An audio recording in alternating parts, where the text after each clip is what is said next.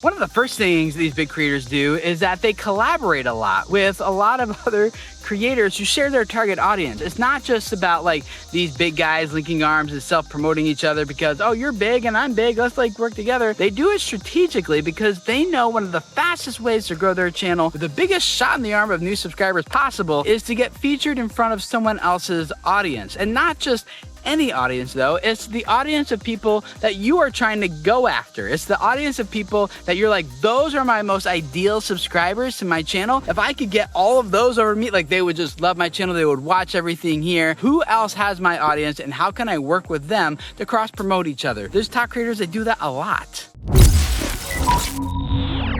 But unfortunately, I see a lot of the smaller, maybe more up and coming creators, they stick to themselves a lot more. They don't really, I don't know why, they don't want to work with other creators, or if they do, but they just don't put the time into it that it takes to build that relationship and they make that successful for both parties. And I also feel like sometimes we're just more of like, more competitive with each other. Like, oh, I got my audience, I work really hard for these people, like I can't share them. What if they like that other creator more than me? And that is just like not the way YouTube works. Now there might be a situation where you can't just work with a competitor of yours. I'm not talking about working with competitors, people who have the same channels as you. I'm talking about people who share your target audience. Maybe if you're a fitness channel, maybe you can work with like a cooking channel or a nutrition channel. Or maybe if you're a gaming channel, you can work with like a skateboarding channel. Or maybe if you have a design channel, you can work with like a Photoshop tutorial channel. I don't know, you get the idea. It's just like, where is my target audience? Who else has them? And how can I work with that creator to help both of us grow and cross promote each other in ways that are mutually beneficial? And by the way, in case we haven't met, my name is Tim Schmoyer. Welcome to Video Creators. We are all about helping you guys who are more established creators know how to grow a successful, thriving business around your social media audience and your presence so you can make more money, reach more people, change their lives, starting with your own life. That's what we're all about. And I know when you want to grow your channel, it's like really tempting just to make content that resonates with you, that you're really excited about, and that is certainly part of it. But number two is that a lot of these big creators are actually spending a lot of time planning out their content even before they press record. They're getting into meetings, having quarterly meetings about, all right, what are all the video ideas we're going to be shooting for this next 3 months? And they're like, what's the title? What's the thumbnail? Then what's the opening hook going to be? And maybe they'll come up with a couple different ideas and see which one works best. But for the most part, they are spending a lot of time in pre-production even before they press record. And unfortunately, I see the smaller, more up and coming channels, they just like hit record, start recording. This is awesome, I'm doing this, whatever. And then they think about the title and thumbnail while the video is uploading. And then the video just doesn't do that well because there's not a cohesive experience between the title and thumbnail that set an expectation that got someone to click, and then what expectation is actually delivered when someone first clicks play. So for example, in this video, I know that you clicked on a title about like the secret of why big YouTube creators are exploding their channel growth or something close along those lines. And so I just jumped straight into the content. Point number one, to kind of like, it feels a little bit jarring. You're like, whoa, what happened there? You go back, maybe watch it a couple times. You're like, that's weird. Did I miss something? You can hold someone's attention a lot better than if I just repeated the title to you. Like, hey guys, welcome. My name's Tim. And here we're going to talk about all the big ideas and secrets that big YouTube creators are using to grow their, and you'd be like, I know, that's why I'm here. I already clicked for that. And you'd be bored and you would leave, or you'd double tap and go ahead, or whatever the case might be. What's also interesting as we work with a lot of these big creators as clients of ours, that we're doing their YouTube channel strategy for them. We're in their data and analytics, making calls for them in terms of like, here's what you should be doing. You should stop doing this and tweak that. And we're doing a lot of that stuff for a lot of these multi-million subscriber channels. What we see is that they very rarely end up shooting the first idea that they have. That's why these meetings are so important. They sit down, they hatch through a lot of ideas, and they're like, that's a good idea, that's a good idea, that one, maybe, but we got to pitch it this way. It's like, not just, oh, I have an idea, let's go shoot it. It's like, I have an idea, but after working through that idea with a few other people, they end up coming up with a much better idea that performs much better in the long run. They make it look so easy once they publish that video. Like, what you don't see is all the work, all the planning, all the wrestling,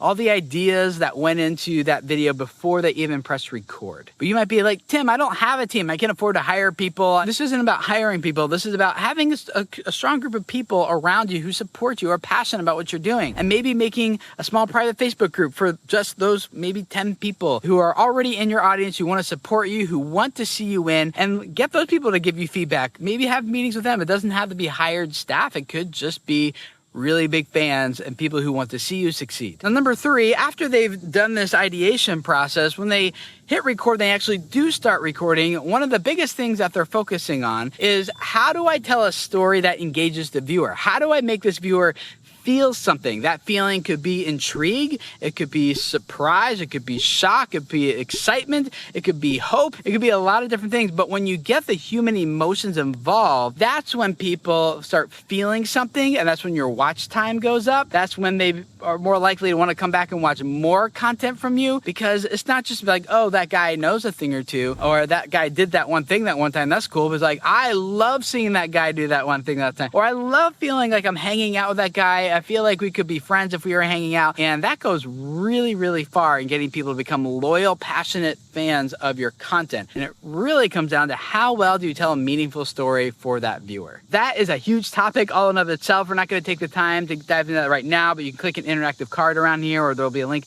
in the description below that'll go to a playlist of how do you tell engaging stories on your channel, whether you're an entertainment channel, educational channel, or whatever, that will really help people resonate with your content. So go check that out. The 4th thing that these creators do is that they are persistent. Now, I didn't say consistent, which is probably advice that you normally hear, and there was a time when that was very, very important. By persistent, I mean that they don't give up when things get hard. They don't give up when that one video fails. They are consistent, but not in like the religious aspect of like every single Tuesday at 2 p.m. They're persisting and making high quality, valuable content for a specific audience and delivering on the value that they promise to deliver with their brand in every single piece of content that they do. And that very rarely happens with an overnight success. It very rarely happens with a viral video that just went big. I know a lot of smaller, more like up and coming creators, they think like, well, I'm persistent, but I'm just waiting for that one big video to break. I'm just waiting for that one big video to go viral. I'm just waiting for the algorithm to finally notice me and promote me. And it very rarely works like that. These bigger creators instead are focusing on like,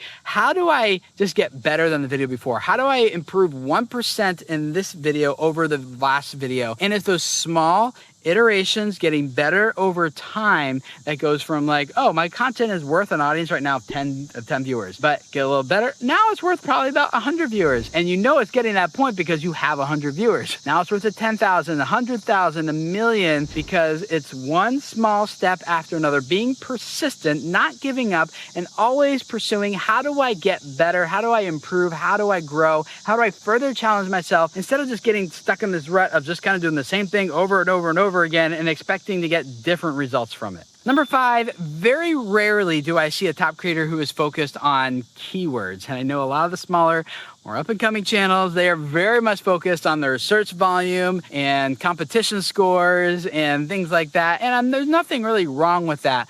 But it's just that when these multi-million subscriber channels that we work with, they 100% typically optimize for people, not for robots. They're like, how do I make content that's going to resonate with a specific audience and not just with like some algorithms that really doesn't care what words I'm putting in my title. The algorithms are just designed to surface content that people resonate with, that people actually watch and spend time watching. They're looking for viewer signals. Human signals is what they're trying to measure. And so if I can make content that people connect with and spend time watching, then that's what's going to help my channel grow. Let me give you an example. We work with one guy who's in the men's fashion space. He was doing pretty well growing his channel. He's doing about 2,000 subscribers per day. But he's like, Tim, I know I have a lot more opportunity for growth here. So we worked with him, and he was 100% just kind of focused on those keywords, just kind of shoving a lot of keywords into his titles that were relevant for the video and into the description and into the tags. And we're like, hold on, let's try instead, like, what would your target audience click on if they saw this video? What title could you put there? We started going more of that human approach, and then also crafting more of a human connection inside of the content itself, of telling more about his story and what he believes and why this matters to him and what's at stake for the audience and things like that. And when he started doing all that more human stuff, he went from doing 2,000 subscribers today. Within a few months, he was doing 39,000 subscribers per day. And he blew past 1 million subscribers, 2 million subscribers, kept going. And when we look at his data and his analytics, 93% of that momentum was coming from suggested traffic and from the homepage. And that's very consistent with what we see whenever a client of ours starts seeing that kind of explosive growth. It is not from search.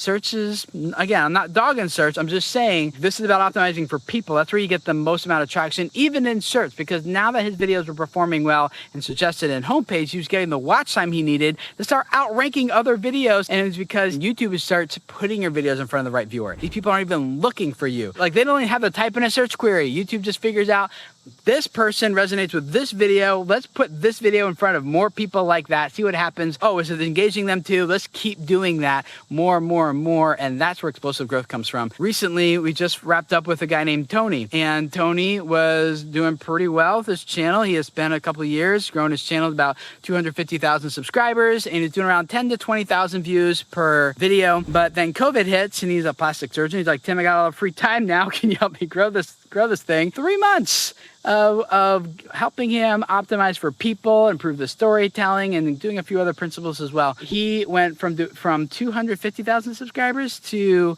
750,000 subscribers, grew by 500,000 subscribers in only a few months, going from around 10 to 20,000 views per video to 1.4 million views per video, getting well over 1 million views on a lot of videos. And again, that explosive growth in only a few months, it came from homepage and suggested. Again, not dog and search. It's just like, go after where the people are and optimize your content for humans, not for robots. If you want to learn more about the tactical side of how do I position my content for homepage and suggested traffic, click this video you see right over here. You can go more in depth than that. And so click, and I'll see you guys in that next video.